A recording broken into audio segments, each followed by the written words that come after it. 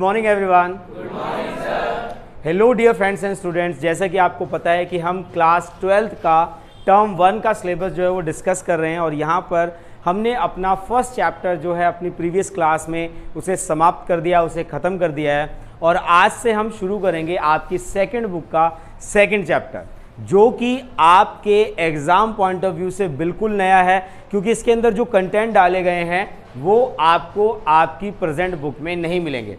तो इस चैप्टर को आप और भी अच्छे से समझेंगे, क्योंकि एमसीक्यू फॉर्मेशन की बात करूं या 1 मार्क क्वेश्चन की बात करूं तो यहाँ से क्वेश्चन आने के ज़्यादा से ज़्यादा चांसेस हैं।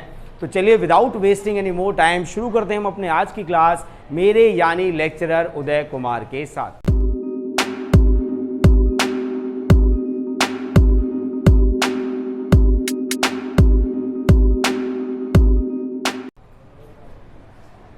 तो आज जो टॉपिक हम डिस्कस कर रहे हैं बेटा, ये आपकी क्लास 12th का पॉलिटिकल साइंस का सेकंड चैप्टर है और चैप्टर का नाम जो है वो कई बार बदला गया, लेकिन आपकी समझ के हिसाब से अगर मैं बात करूं तो आपकी बुक में जो चैप्टर का नाम है आप उसे ही ध्यान करें। सबसे पहले अगर मैं चैप्टर की बात करूं तो नियोजित विकास की राजनीति के नाम से आपकी बुक में ये चैप्टर है। अब नियोजन क्या है, विकास क्या है और इसे हमें क्यों पढ़ना चाहिए, इसकी चर्चा हम करेंगे। इस चैप्टर का सीबीएसई का जो न्यू सिलेबस है वो यहाँ पर आप इलेक्ट्रॉनिक फॉर्म में देख रहे हैं, तो आप इसे एक बार स्क्रीनशॉट ले लेंगे ताकि आपको पता रहे कि इस चैप्टर में हमें क्या क्या चीज़ें पढ़नी है। लेकिन अगर मैं बात करूँ इस चैप्टर की डेप्थनेस की, इस चैप्टर की गहराई की, तो जब तक आप प्रीवियस कंटेंट को नहीं समझेंगे, नहीं जानेंगे, तब तक आप जो है इस चैप्टर को अच्छे से डील नहीं कर सकते। तो यहाँ पर जो चीज़ें हमें पढ़नी है पहले उसको एक बार देख लेते हैं। सबसे पहले हम देखेंगे नियोजन क्या है, क्या होता है, क्योंकि जब तक हमें ये नहीं पता होगा तब तक हमें समझ नहीं आएगा। उसके बाद हम देखेंगे विकास क्या है, क्योंकि नियोजित विकास की राजनीति है तो हमें पता होना चाहिए कि नियोजन क्या है, विकास क्या है। अगर आपको ये पॉइंट्स क्लियर रहेंगे तो आप इस चीज़ को, इस चैप्टर को बहुत इजीली समझ जाएंगे। इसके साथ कुछ और चीज़ें भी हैं जो आपको यहाँ पर पढ़नी है और ये जो चीज़ें हैं ये आपके 1 मार्क, 2 मार्क और मैक्सिमम 4 मार्क्स में आपको बहुत ज़्यादा हेल्प करेगी। क्लियर है बेटा? जिसमें आप पढ़ेंगे हरित क्रांति और श्वेत क्रांति। इसके साथ साथ आप पढ़ेंगे बॉम्बे प्लान। क्या क्या पढ़ेंगे? हरित क्रांति और श्वेत क्रांति। हरित क्रांति और श्वेत क्रांति को पढ़ेंगे और इसके साथ साथ भारत ने विकास के जितने भी मॉडल्स को अपनाया उन सब को पढ़ेंगे। इसके साथ एडिशनली अगर मैं बात करूं तो बॉम्बे प्लान भी पढ़ेंगे हम। अब ये बॉम्बे प्लान क्या था, इसकी चर्चा हम अंदर डिटेल में करेंगे। अब एक ओवरव्यू ले लेते हैं कि हमें इनमें क्या क्या चीज़ें पढ़नी है। इसके बाद जब भारत को आज़ाद कराया गया, भारत स्वतंत्र हुआ, संविधान लागू हुआ, तो उसके बाद विकास के लिए जो हमने योजनाएं पढ़ी, जो योजनाओं के द्वारा हमने भारत का विकास करने का सोचा, वो भी हमें पढ़ना है, यानी कि 5 ईयर प्लान, वो भी हम यहाँ पर पढ़ेंगे। और अगर योजना आयोग की बात कहूँ तो योजना आयोग जो है वो हमारे सिलेबस से कट गया है, लेकिन उसको समझने के लिए हमें क्या करना पड़ेगा? अगर हमें नीति आयोग को समझना है, हमें अगर नीति आयोग को समझना है तो हमें योजना आयोग को भी समझना पड़ेगा। क्लियर है?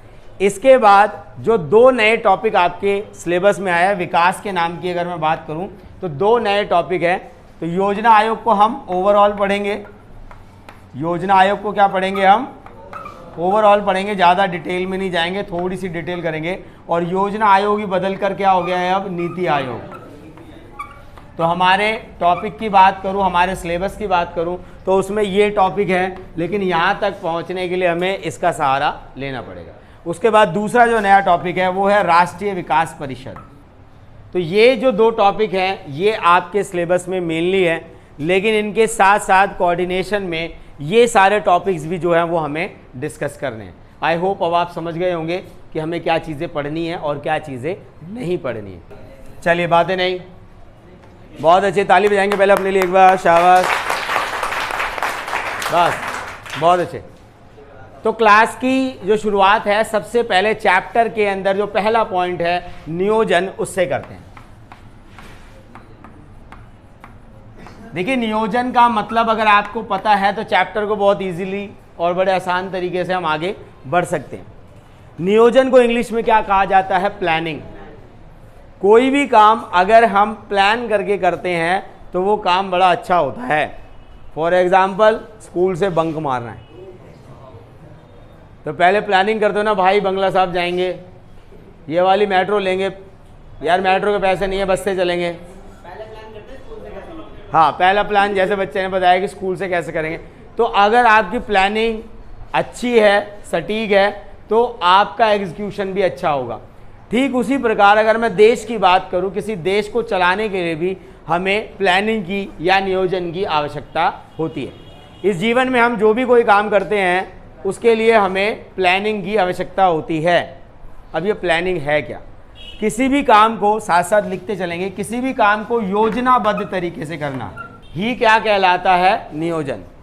किसी भी काम को अगर हम सिस्टमेटिकली करते हैं, योजनाबद्ध तरीके से करते हैं, तो उसी को हम क्या कहते हैं? नियोजन कहते हैं या प्लानिंग कहते हैं। Is that clear all of you? अब देखिए, योजना बना ली, एग्जीक्यूशन भी करा, लेकिन उससे कोई लाभ नहीं हुआ, तो वो योजना क्या है? फेल। वो योजना क्या है? फेल हो जाती है।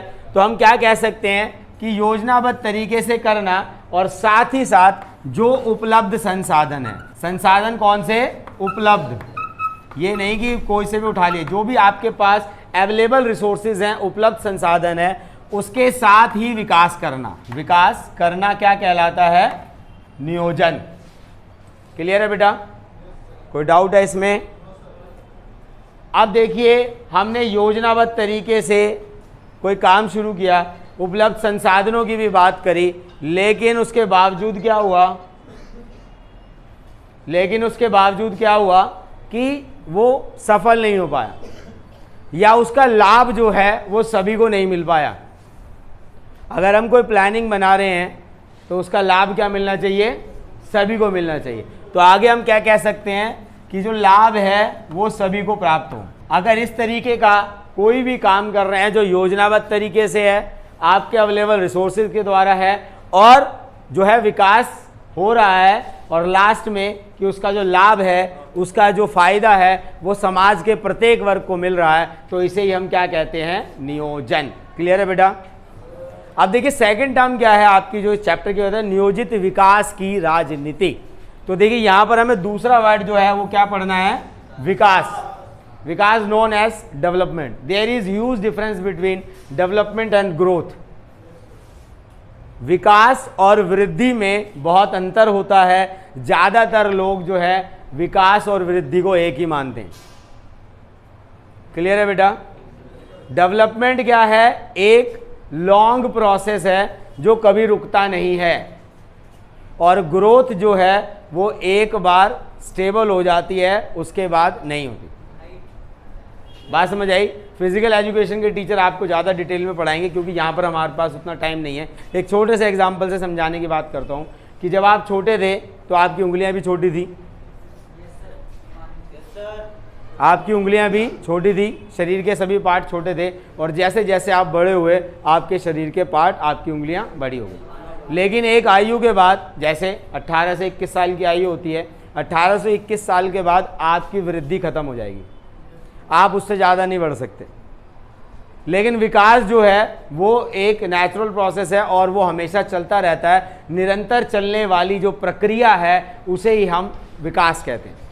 तो जो विकास है वो एक निरंतर चलने वाली प्रक्रिया है। फॉर एग्जाम्पल, आपका दिमाग के अंदर जो विचार हैं वो हमेशा विकसित होते रहते हैं, बढ़ते रहते हैं। आपके दिमाग की जो ग्रोथ है, ग्रोथ मतलब जो उसका वजन है वो उतना ही रहेगा, लेकिन उसके अंदर विचार जो है वो निरंतर चलते रहेंगे। तो हमें एक ऐसे विकास की आवश्यकता है जो कि निरंतर चलता रहे। Is that clear? बात समझ में आ गई? तो नियोजन और विकास इन दोनों को भारत को अपनाना था। भारत के सामने हमेशा दो धारी तलवार रहती है कि वो क्या करे और क्या ना करें। तो इसके लिए थोड़ा सा बेसिक देखेंगे जो आपको समझ भी आएगा और बहुत जल्दी क्लियर भी हो जाएगा। अगर मैं भारत की बात करूं तो भारत 1947 में स्वतंत्र होता है। भारत जो है 1947 में आज़ाद होता है। अब इसके पास दो ऑप्शन हैं। इसके पास क्या है? दो ऑप्शन है, या तो वो यूएसए में शामिल हो जाए या यूएसएसआर में शामिल हो जाए। और देखिए एक बहुत बड़ी समस्या है कि आप किसी भी गैंग में शामिल होते हैं तो आप दूसरे के एनिमी बन जाते हैं। अगर भारत यूएसएसआर में शामिल होता तो अमेरिका का दुश्मन बन जाता, और अमेरिका में शामिल होता तो यूएसएसआर का दुश्मन बन जाता। तो भारत ने शासन के लिए एक ऐसे मॉडल को चुना जो कि अभी तक किसी ने नहीं अपनाया था। तो अगर हम शासन प्रणाली की बात करें तो भारत के समक्ष दो तरीके की शासन प्रणाली थी जिसे वो अपना सकता था। पहला मॉडल यूएसए का था जो था पूंजीवादी मॉडल। कौन सा मॉडल था? पूंजीवादी मॉडल था। और दूसरा मॉडल जो था यूएसएसआर का था जो था समाजवादी। तो भारत के सामने दो विकल्प थे कि वो किस तरीके से अपना विकास कर सकता है, किस तरीके से अपना डेवलपमेंट कर सकता है। अब भारत को ये बात समझ आ गई क्योंकि वो नवस्वतंत्र देश है, आर्थिक रूप से कमज़ोर है, राजनीति में भी इसने एक्सपेरिमेंट करना है, यानी कि डेमोक्रेसी को लाकर एक्सपेरिमेंट करना है। तो हमें एक ऐसे मॉडल की ज़रूरत है जिसमें ये सारे ही गुण हो। तो भारत ने विकास के लिए जिस मॉडल को चुना, भारत ने विकास के लिए, लिख लेंगे बेटा, भारत ने डेवलपमेंट के लिए या विकास के लिए उसे कहा गया मिश्रित अर्थव्यवस्था। अब देखिए इस व्यवस्था में अगर मैं बात करूं तो पूंजीवादी मॉडल की भी कुछ चीज़ों को लिया गया और समाजवादी मॉडल की भी कुछ चीज़ों को लिया गया ताकि भारत जो है वो संपूर्ण रूप से विकसित हो सके, अपना विकास कर सके। Is that clear? अगर 1 मार्क्स का क्वेश्चन आ रहा है कि भारत ने विकास के लिए किस मॉडल का चयन किया, क्या लिखेंगे? मिक्स्ड इकोनॉमी या मिश्रित अर्थव्यवस्था। Is that clear all of you? अगर मान लीजिए क्वेश्चन आ रहा है 1 मार्क्स का कि आज़ादी के बाद भारत के समक्ष कौन कौन से दो मॉडल थे, कौन सा लिखेंगे? पूंजीवादी और समाजवादी। तो भारत ने इन दोनों मॉडलों को ना चुनते हुए इन दोनों के जो अच्छी चीज़ें हैं उसको अडॉप्ट किया और भारत में विकास का जो कार्यक्रम है, विकास का जो प्रोसेस है उसको शुरू किया गया। क्लियर है बेटा? यहाँ तक कोई डाउट? मिटा दें। अब देखिए नियोजन हो गया है, अब विकास को करना है, यानी कि प्लानिंग तो हमने बना ली है। अब इस प्लानिंग को क्या करना है? एग्जीक्यूट करना है, इसे लेकर आना है। तो जैसे घर में माँ जो है वो सभी डिपार्टमेंट को संभाल लेती है, स्कूल में प्रिंसिपल साहब जो हैं वो सबका काम बांट देते हैं, हर डिपार्टमेंट का अपना एक काम होता है। ऐसे ही भारत के विकास के लिए योजना बनाने का जो काम है वो एक आयोग को दिया गया जिसे क्या कहा गया? जिसे कहा गया योजना आयोग। क्या कहा गया?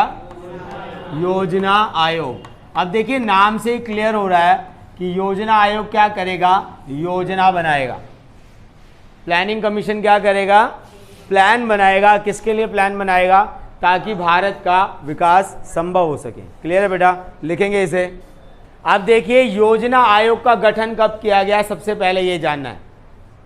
आपके सिलेबस में नहीं आएगा लेकिन इसको जाने बिना हम आगे नहीं बढ़ पाएंगे। योजना आयोग के अगर मैं गठन की बात करूं, कब स्थापित किया गया, इसकी स्थापना कब की गई, तो आप सिंपल सा लिख देंगे 1950। योजना आयोग कब बनाया गया?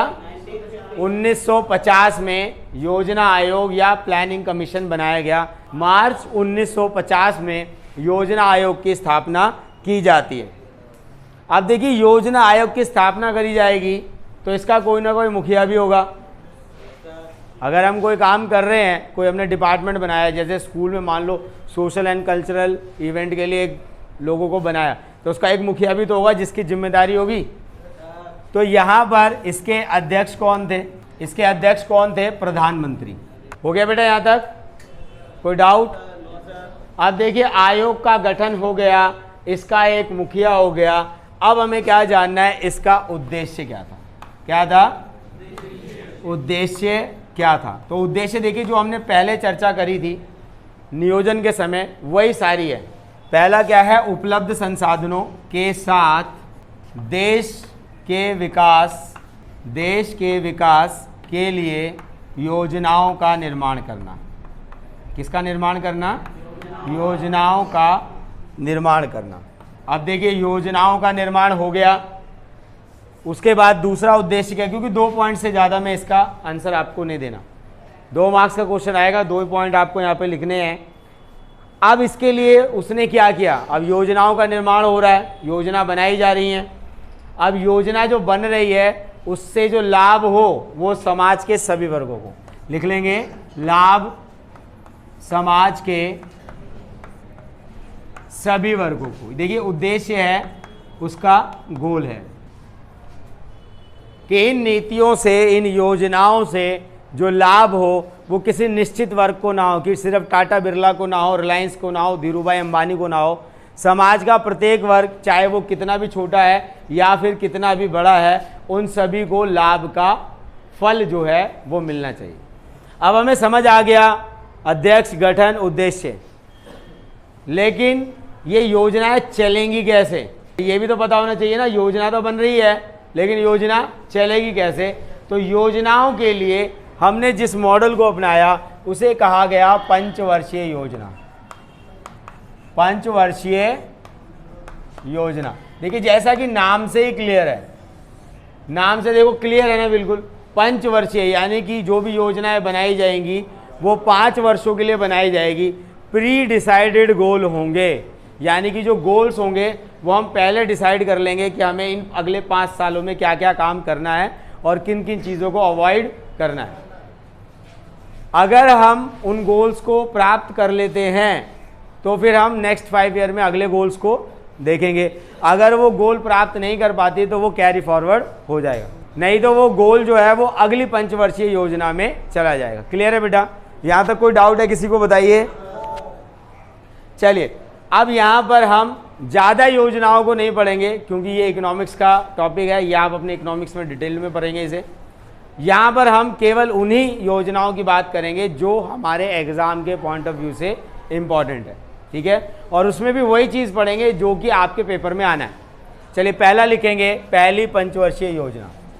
तो देखिए जब भी इस तरीके का सवाल आएगा पंचवर्षीय योजनाओं का, तो यहाँ पर आपसे सिर्फ पूछा जाएगा कि भाई ये कब से कब तक चली, कब से कब तक चली, इसका उद्देश्य क्या था, इसके संस्थापक कौन थे, किसने बनाया था, इसके अंदर क्या था।